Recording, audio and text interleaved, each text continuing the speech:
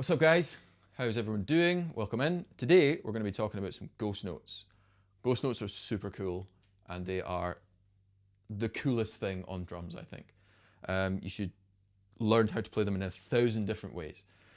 This is just something I use, I've started doing more and I thought, well, maybe I should teach how to do it.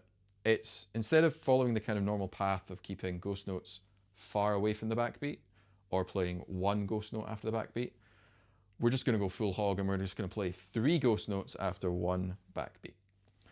So in the intro, you saw me kind of jam through that. And we're going to do it in 16th note rate. And we're basically just going to do snare drum on the left hand, 2, E and A. Now, when I'm playing that faster, maybe there's a kind of molar thing happening, but don't worry too much about that. When I'm playing it slower, it's a definite, deliberate 2, E and A. 2, E and A. Loud, quiet, quiet, quiet. We're going to play that under kind of a bass drum part, maybe just kick on the 1, 8th notes on the hi-hat. That will sound like this.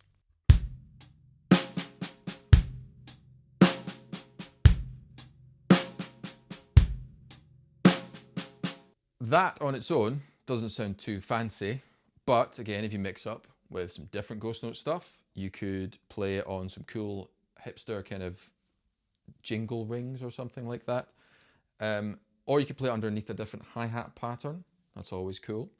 You start to create some different kind of, it's almost like a delay. It's kind of like ga ga ga ga ga ga ga. And if you really, really want to, you could stagger the volume of those and have loud, slightly less loud, medium volume, quiet, if you really wanted to.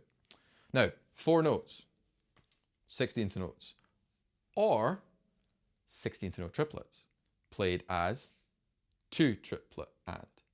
Totally different feel, different tempo bands, but check that out. That sounds like this.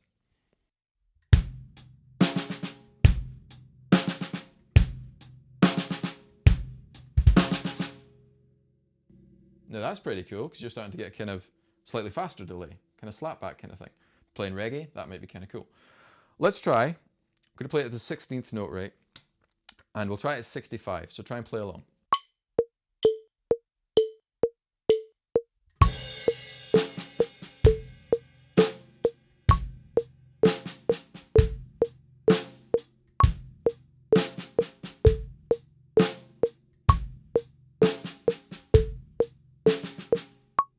So now we've done that, let's try it at 80 beats a minute.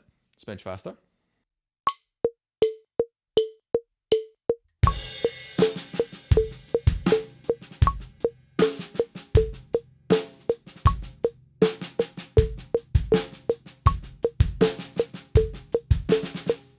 So now let's try it at 95 beats a minute, which is a cool tempo. It's not the fastest this can go, so don't be afraid to push the tempo. Just make sure it stays clean.